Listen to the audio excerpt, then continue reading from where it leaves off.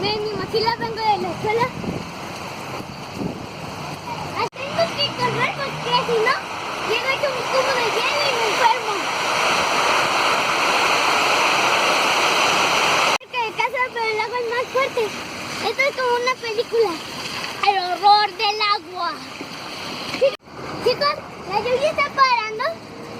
Miren cómo está mi cara.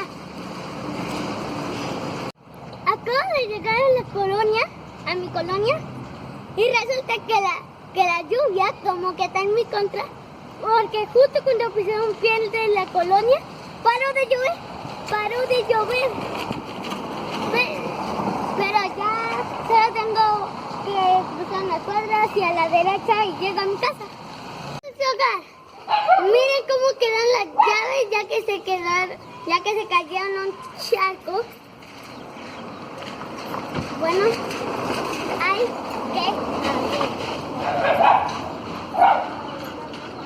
Ya estoy en mi casa, calientito, con mis peluches.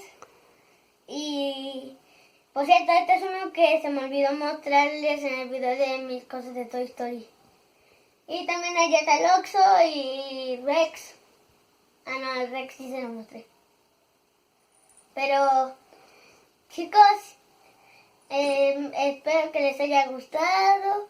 Gracias por verme. Ay, perdonen que las voces que no se oigan tan bien. No sé qué acabo de decir, que no se oigan tan bien. Pero es que la lluvia estaba bien intensa. Me comí un helado con agua.